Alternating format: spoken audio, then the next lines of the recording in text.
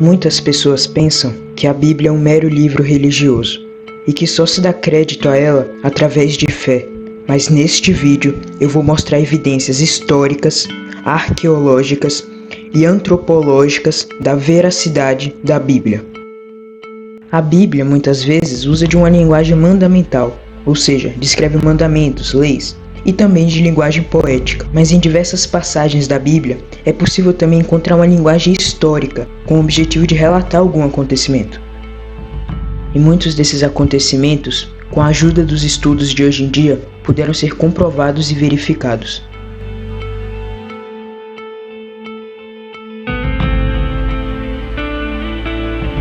Bons exemplos disso são as cartas de Laquis. Laquis foi uma das cidades do reino de Judá, em Israel, e foi várias vezes citada na Bíblia. Uma dessas citações é a do livro de Jeremias, no capítulo 34, nos versículos 6 e 7. Falou Jeremias o profeta a Zedequias, rei de Judá, todas estas palavras em Jerusalém, quando o exército do rei da Babilônia pelejava contra Jerusalém e contra todas as cidades que restavam de Judá, contra Laquis e contra Azecá, porque só estas ficaram das cidades fortificadas de Judá. Veja que Laquis, junto com Azecá e Jerusalém, foram as últimas cidades a serem destruídas por Nabucodonosor, rei da Babilônia, que a gente vai falar dele mais pra frente.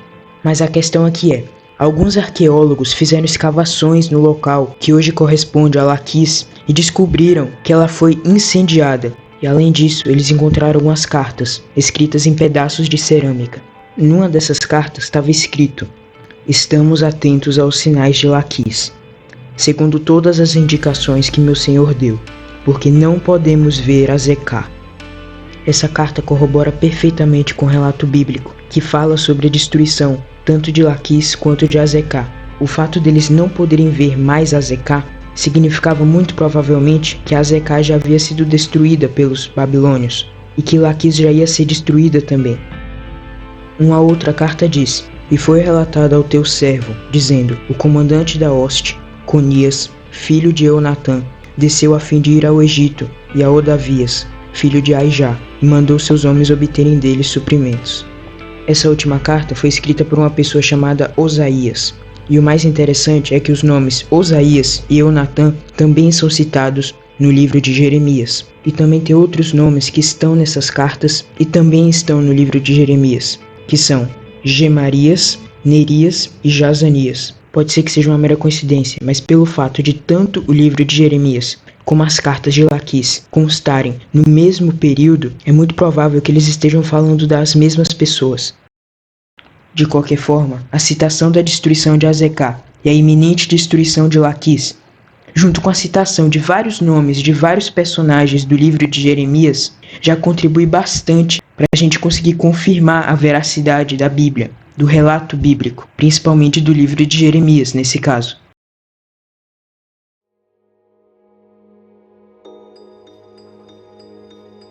Ainda no livro de Jeremias, é possível encontrar o nome de mais 3 personagens muito importantes para a história: Jucal, Gedalias e Baruque.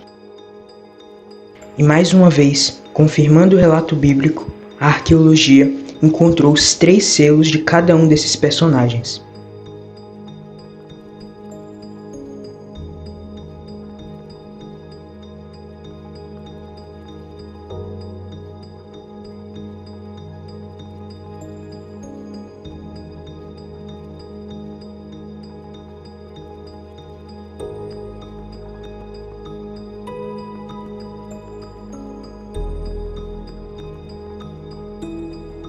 As referências cruzadas são ferramentas muito utilizadas pelos estudiosos da Bíblia, que servem para indicar conexões e ligações entre os diferentes textos da Bíblia.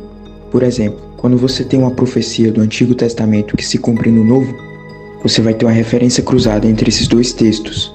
Elas também podem ser utilizadas entre passagens diferentes que descrevem o mesmo evento, o mesmo acontecimento histórico, ou entre passagens que ensinam a mesma doutrina, que passam a mesma lição. E a questão aqui é que a Bíblia é o livro que mais possui referências cruzadas no mundo. Ela tem 63.000 referências cruzadas. Isso não prova a veracidade dela, mas é uma evidência bem forte.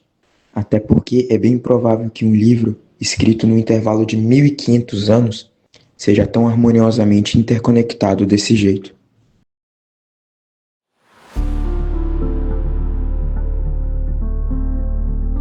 Na Bíblia é citada diversas vezes uma cidade chamada Siquém. Foi nessa cidade em que os ossos de José foram enterrados. Ela tinha uma torre de vigia, uma fortaleza subterrânea e um templo de um deus pagão chamado Elberite. Isso tudo segundo a Bíblia, só que a arqueologia moderna conseguiu descobrir as ruínas da cidade de Siquém, os seus vestígios.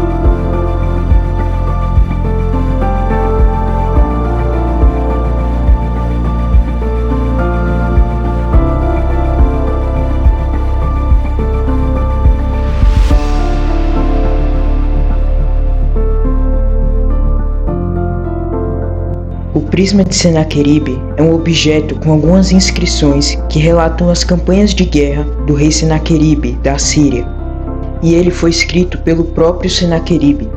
A Bíblia também fala de Senaqueribe e sobre a sua campanha de subjugação.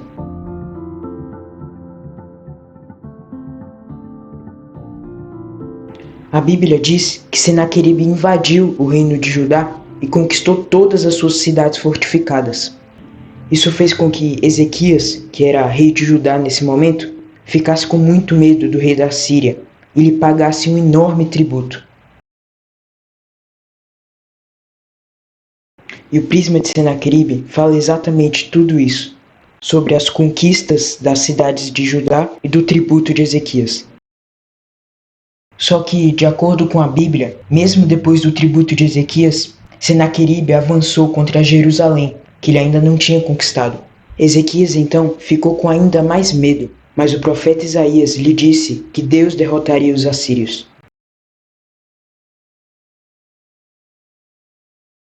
E a Bíblia conta que naquela noite o anjo de Deus matou 185.000 soldados de Senaqueribe no acampamento deles. E depois disso, Senaqueribe voltou para a Síria.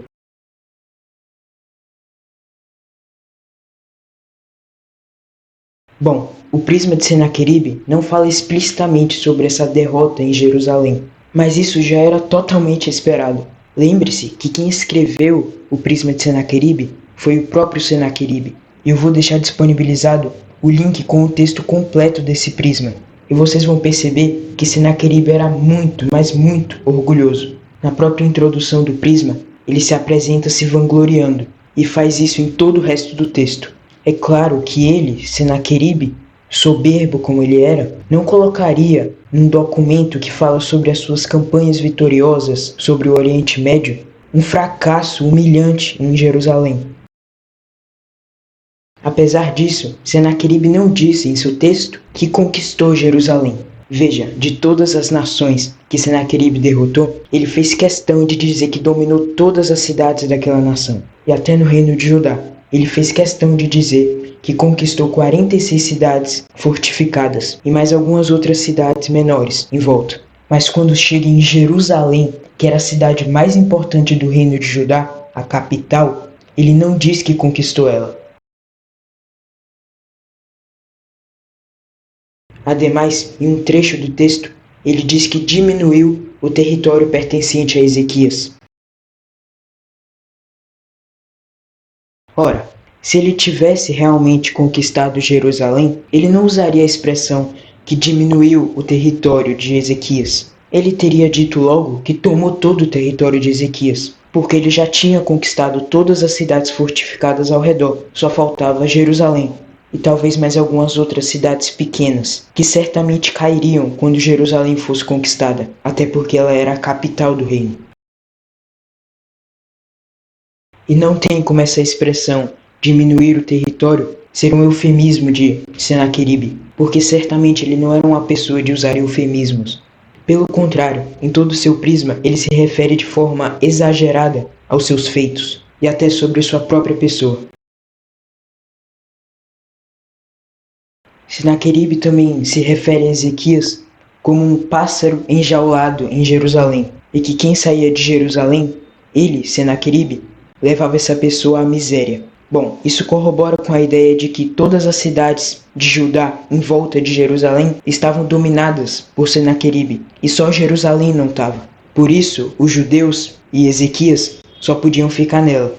Estavam, de certa forma, enjaulados. Isso tudo, de acordo com o prisma de Senaqueribe, aconteceu na sua terceira campanha de subjugação. E a Bíblia fala que depois de atacar Jerusalém, Senaqueribe voltou para Nínive, que era a capital da Síria, sua terra natal. E o prisma de Senaqueribe também confirma isso. Ao que dá a entender, depois de atacar Judá, ele voltou para Nínive, finalizando sua terceira campanha.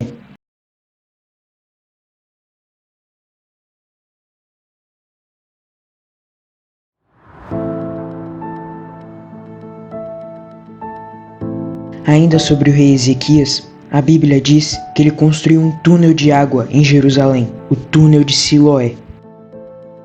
E a arqueologia foi capaz de comprovar a existência desse túnel.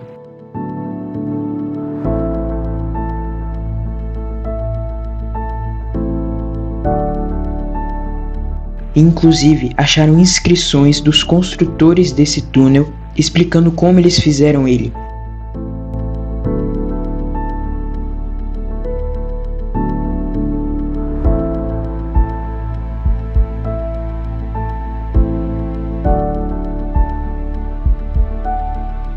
Além disso, também encontraram o selo do rei Ezequias.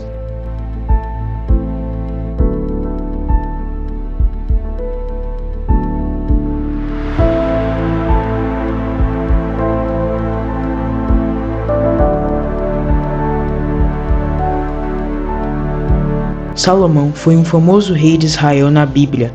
No seu reinado, ele fez diversas construções, dentre elas uma muralha, que é citada nos textos de 1 Reis, capítulo 3, versículo 1 e 1 Reis, capítulo 9, versículo 15. Salomão aparentou-se com Faraó, rei do Egito, pois tomou por mulher a filha de Faraó e a trouxe à cidade de Davi, até que acabasse de edificar a sua casa e a casa do Senhor, e a muralha à roda de Jerusalém. A razão por que Salomão impôs o trabalho forçado é esta: edificar a casa do Senhor, a sua própria casa, Milo, o muro de Jerusalém, como também Azor, Megido e Gezer. E recentemente, exatamente no lugar onde a Bíblia relata que essa muralha foi construída, encontrou-se os vestígios dela.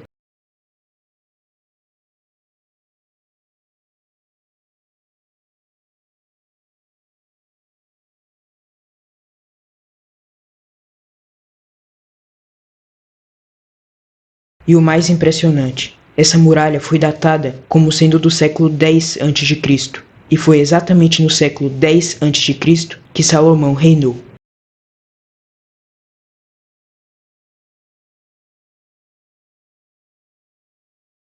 Jacó foi um importante patriarca na Bíblia, e no final de sua vida ele foi morar no Egito junto com seus filhos. E na região egípcia em que Jacó e seus filhos ficaram, a terra de Gósen, encontraram 9 selos com o nome de Jacó.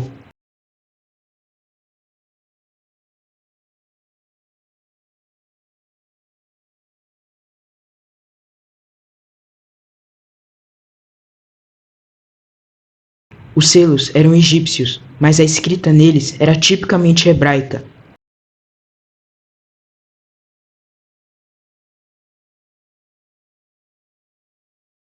O que valida a presença de Jacó e seus filhos nessa região, já que eles eram hebreus.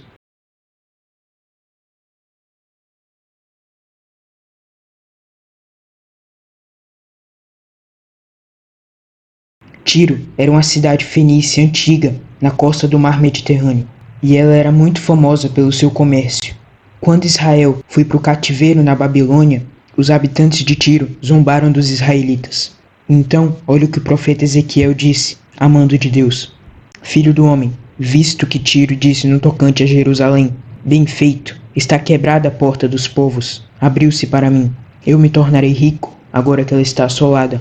Assim diz o Senhor Deus, eis que eu estou contra ti, ó Tiro, e farei subir contra ti muitas nações, como faz o mar subir as suas ondas. Elas destruirão os muros de Tiro e deitarão abaixo as suas torres, e eu varrerei o seu pó, e farei dela penha descalvada. No meio do mar virá a ser um enxugadouro de redes, porque eu o anunciei, diz o Senhor Deus, e ela servirá de despojo para muitas nações. Suas filhas que estão no continente serão mortas à espada, e saberão que eu sou o Senhor. Porque assim diz o Senhor Deus, eis que eu trarei contra Tiro a Nabucodonosor, rei da Babilônia, desde o norte, o rei dos reis, com cavalos, carros e cavaleiros, e com a multidão de muitos povos. E assim se fez. Alguns anos depois, Nabucodonosor cercou Tiro. Só que séculos mais tarde, a profecia se cumpriu plenamente, porque Alexandre o Grande da Macedônia também cercou Tiro, derrubou as suas muralhas e desolou completamente ela. E a partir daquele momento, até os dias de hoje, Tiro é um lugar onde os pescadores enxugam as suas redes, exatamente como a profecia tinha previsto.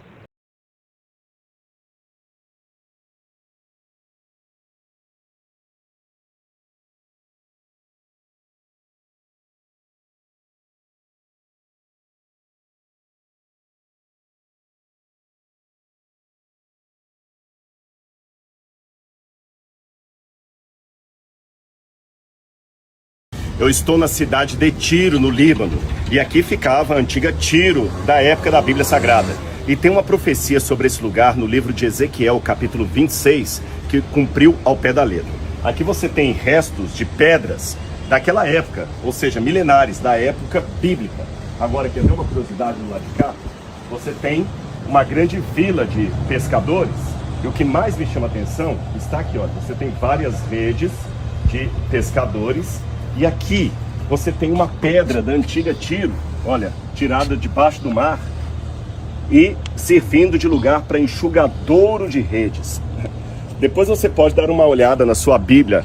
Lá Deus profetizou através de Ezequiel que a cidade de Tiro, por causa da sua impiedade contra o povo de Deus, teria as suas pedras arremessadas no meio do mar. Ela viraria uma penha descalvada e não seria nada no futuro senão um lugar para enxugadouro de redes de pescadores. Exatamente o que temos aqui, olha, o cumprimento de uma profecia bíblica.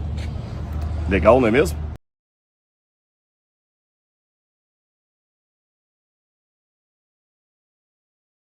Nesse vídeo aqui, eu já falei da Síria, e eu acho que deu para perceber que ela foi um dos maiores impérios do Antigo Oriente Médio, e por muito tempo ela atormentou o povo de Israel e de várias outras nações em volta. Só que em 612 a.C., a capital do império, Nínive, caiu, e todo o reino foi conquistado pelos medos e caldeus. Só que cerca de 100 anos antes, o profeta Isaías já tinha previsto isso. Ele tinha descrito como que seria a queda da Síria, o que você pode conferir lendo os primeiros capítulos do livro de Isaías. Só que não só Isaías profetizou a destruição de Nínive e a derrota da Síria. Os profetas Naum e Sofonias também fizeram isso. O livro inteiro de Naum fala sobre esse terrível acontecimento para os assírios. E o profeta Sofonias diz algo muito interessante a respeito. Ele estenderá também a mão contra o norte e destruirá a Síria, e fará de Nínive uma desolação, e terra seca como o deserto. E ultimamente os arqueólogos descobriram, analisando os níveis de precipitação na região da Síria, que ela tinha passado por uma super seca de cerca de 60 anos no período da sua queda, confirmando a profecia de Sofonias.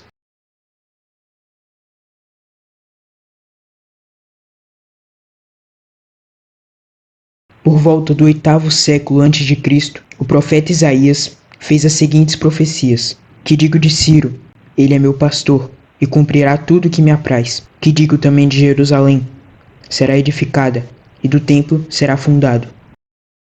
Assim diz o Senhor ao seu ungido, a Ciro, a quem tomo pela mão direita, para bater as nações ante a sua face, e para descingir os lombos dos reis, e para abrir diante dele as portas, que não se fecharão.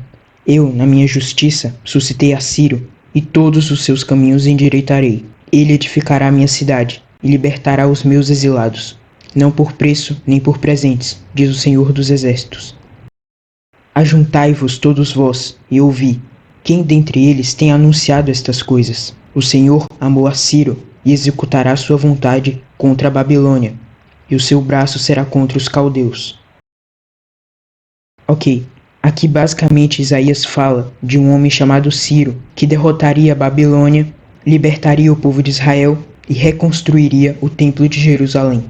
E cerca de 200 anos depois, essa profecia se cumpriu. O rei persa Ciro II, o Grande, conquistou a Babilônia, libertou os israelitas da escravidão e mandou eles de volta para Jerusalém para reconstruírem o templo. Tudo isso em completa conformidade com o que havia sido profetizado.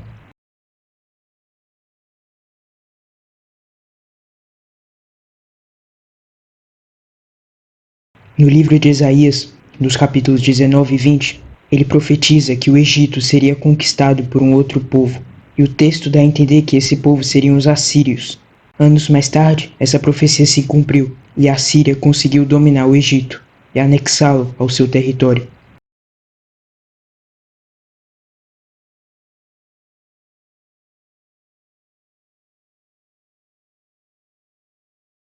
Em alguns livros da Bíblia, como por exemplo Jeremias e Daniel, é relatada a existência de um rei da Babilônia chamado Nabucodonosor.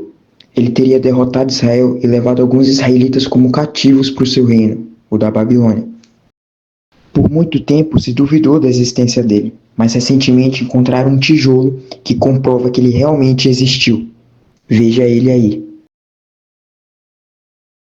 O Nabucodonosor é mencionado no livro de Daniel. Então eu tinha traduzido um tijolo da Babilônia, escrito por ordem do próprio Nabucodonosor. E a data do incêndio de Alexandre me permitiu até saber de que ponto da Babilônia aquele tijolo vinha. Vinha do templo de Eságuila. Vindo do templo de Eságuila, que foi posto fogo, era justamente ali que Nabucodonosor levou os tesouros como troféus de guerra dos reinos que ele conquistava. Quando ele levou os utensílios de Jerusalém, ele levou para esse museu de Babilônia. Então aquela inscrição que eu traduzi, aquela inscrição foi lida pessoalmente pelo profeta Daniel, que humilhado viu os utensílios do templo de Jerusalém expostos como troféu de guerra no templo da Babilônia. Daniel deve ter passado na frente dessa inscrição várias vezes. E 2.600 anos depois, essa inscrição vai parar na minha mão, no museu de alguém que está ensinando a Bíblia e o livro de Daniel.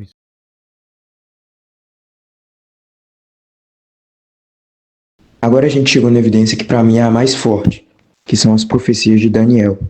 Eu vou tentar resumir esse ponto aqui o máximo, mas se você realmente quiser entender a grandeza dessa evidência, eu recomendo que você leia o livro de Daniel por conta própria e busque explicações de exegetas sobre as profecias. Eu vou deixar algumas interpretações dessas profecias na descrição. Resumidamente, o livro fala de sonhos, visões que o rei Nabucodonosor e o profeta Daniel tiveram. E todas essas visões apontavam para uma mesma coisa, tinham a mesma essência. Essas visões nada mais eram do que revelações de Deus do que aconteceria no futuro da humanidade. A primeira visão era de uma estátua que tinha cabeça de ouro, peito e braços de prata, coxas de bronze, pernas de ferro e pés de ferro misturado com barro. A segunda visão mostrava 4 animais, um leão, um urso, um leopardo e uma besta, com dentes de ferro. E depois a visão do bode e do carneiro, que tinha um carneiro com 2 chifres, um maior que o outro, um bode com um chifre só, depois os chifres desse bode se dividem em 4, e de um dos 4 nasce um outro chifre que se torna poderoso. Essas visões podem parecer estranhas, mas se você ver a interpretação delas, você vai ver que todas estão prevendo quais reinos dominariam a Terra e como a Terra seria governada no futuro em relação àquele tempo. E acontece que Daniel viveu por volta do século VI a.C.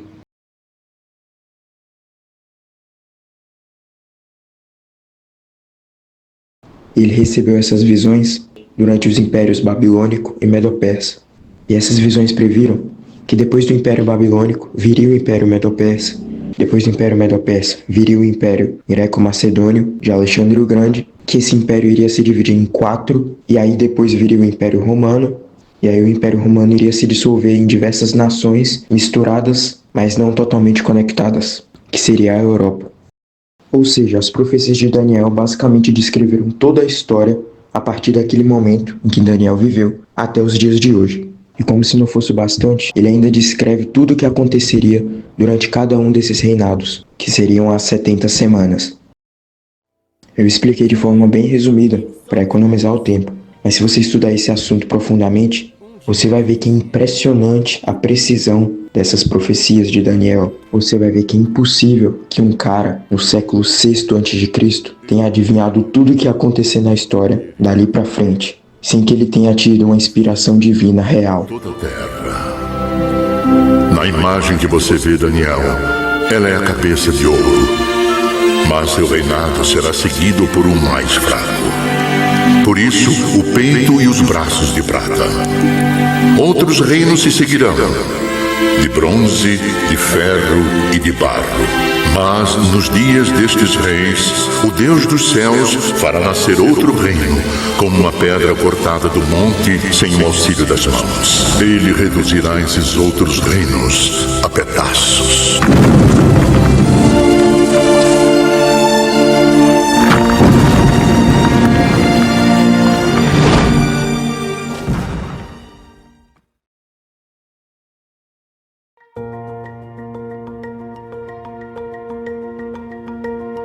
Bom, agora chegamos na parte mais importante do vídeo: Jesus.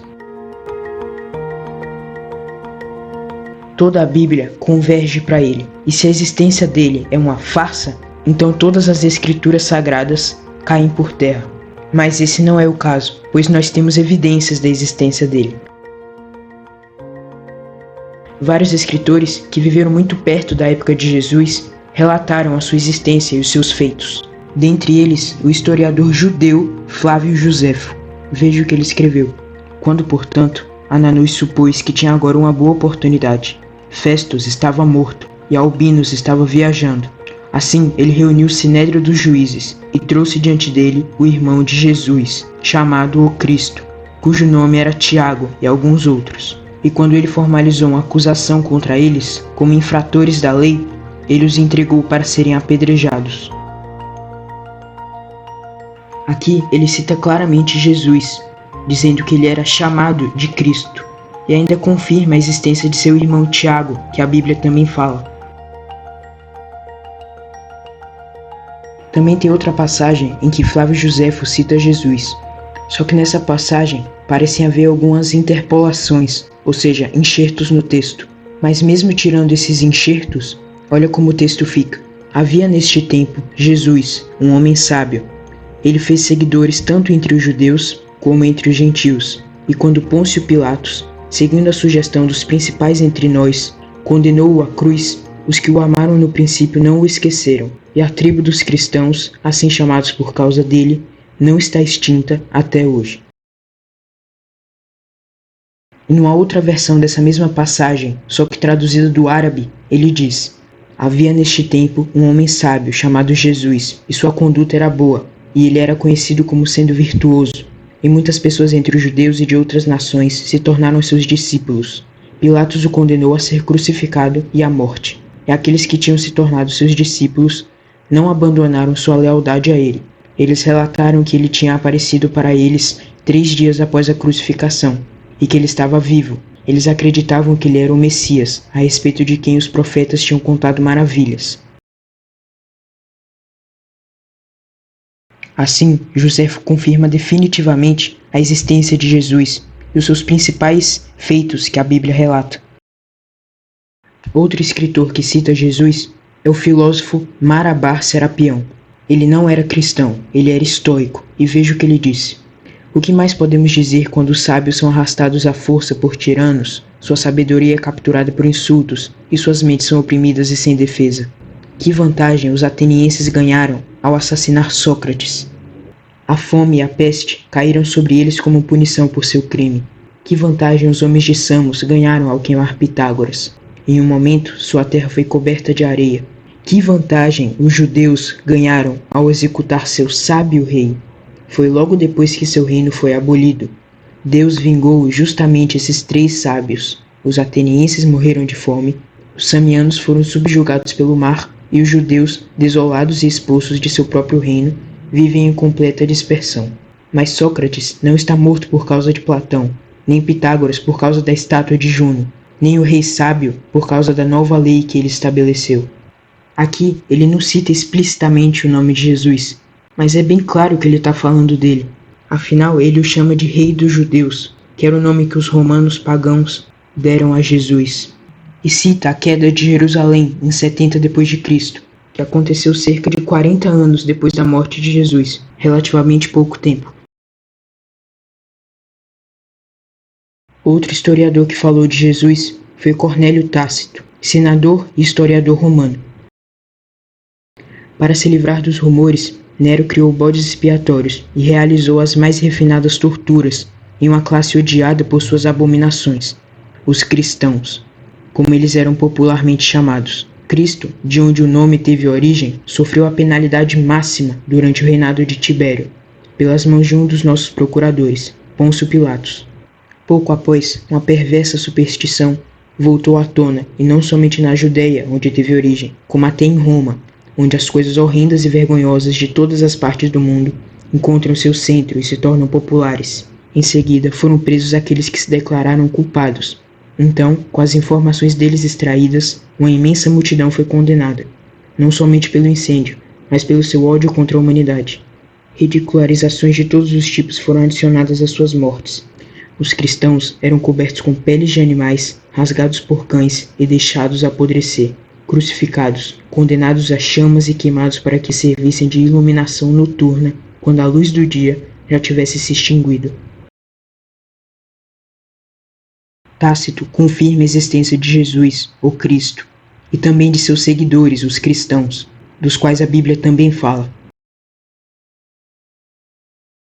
E ainda tem outro historiador que falou de Jesus, Gaio Suetônio. Como os judeus, por instigação de Crestus, estivessem constantemente provocando distúrbios, ele, Cláudio, os expulsou de Roma. Aqui alguém pode estranhar que Suetônio escreve Crestus em vez de Christus, que seria o correto em grego para se referir a Cristo.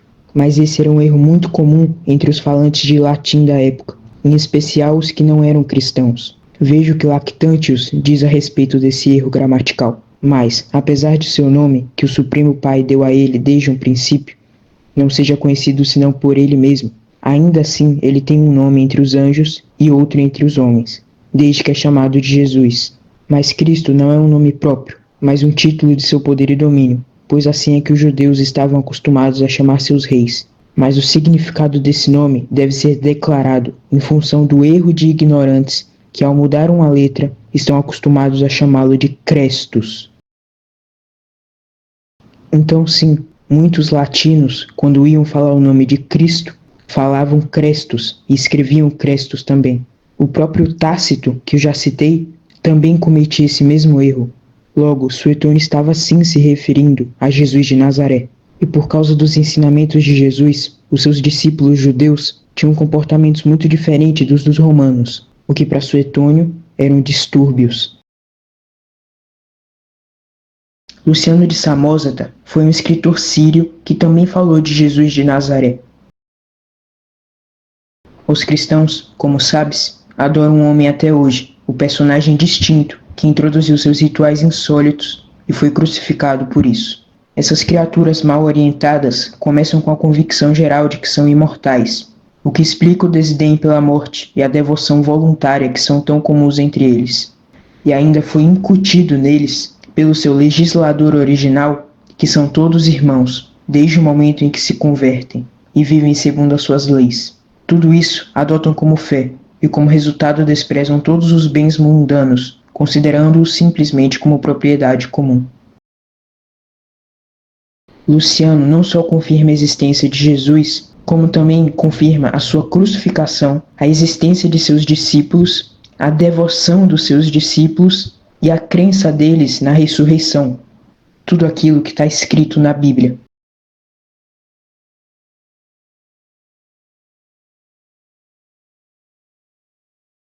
Outro autor interessante para a gente falar aqui foi o filósofo Celso, do século II.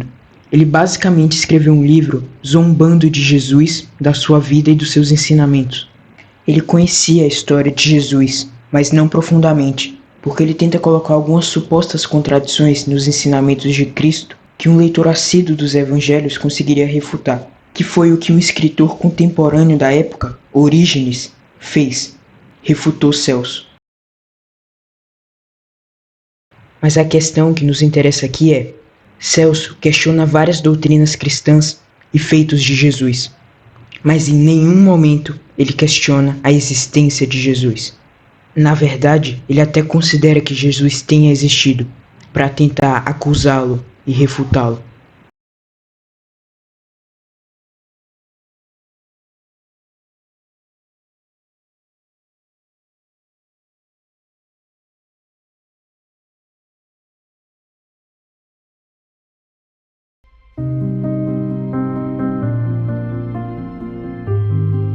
Bom, nos textos que a gente viu aqui, que provam a existência de Jesus, alguns deles também falam da perseguição aos cristãos, como por exemplo de Tácito.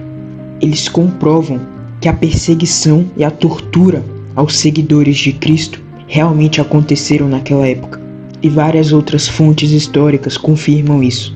Só que o mais impressionante é que tudo isso havia sido profetizado pelo próprio Jesus Cristo. Veja essa passagem do Evangelho de Marcos. Mas olhai por vós mesmos, porque vos entregarão aos concílios e às sinagogas, e sereis açoitados, e sereis apresentados perante presidentes e reis, por amor de mim, para lhes servir de testemunho. Mas importa que o Evangelho seja primeiramente pregado entre todas as nações. Quando, pois, vos conduzirem e vos entregarem, não estejais solícitos de antemão pelo que haveis de dizer, nem premediteis, mas o que vos for dado naquela hora, isso falai, porque não sois vós os que falais, mas o Espírito Santo. E o irmão entregará à morte o irmão, e o pai ao filho, e levantar-se-ão os filhos contra os pais, e os farão morrer. E sereis odiados por todos, por amor do meu nome. Mas quem perseverar até ao fim, esse será salvo. Note que Jesus previu perfeitamente a perseguição que viria sobre os cristãos. Quando Jesus falou isso, os discípulos que seguiam ele ainda não eram tão devotos assim, tanto que na hora da crucificação, boa parte deles abandonou Jesus. Somente depois da ressurreição que eles realmente vieram a ser devotos a Cristo, e passaram a ser chamados de cristãos, e deram as suas vidas por Jesus. E muito antes disso, Jesus já tinha profetizado essas perseguições. Vale citar como exemplo as perseguições de Domiciano e de Diocleciano. E até hoje em dia, em muitos lugares, o Evangelho é suprimido e os seguidores de Cristo são torturados severamente por seguirem a palavra de Deus.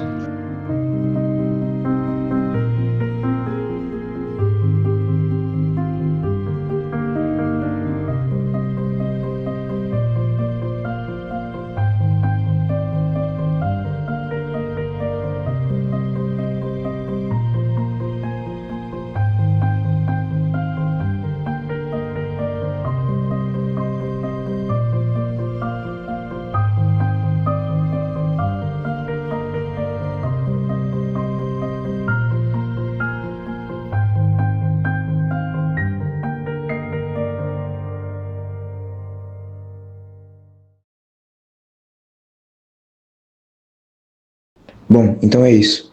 Ainda tem outras provas de que a Bíblia é um livro real, inspirado por Deus, mas se eu fosse colocar todas aqui, o vídeo ia ficar muito longo.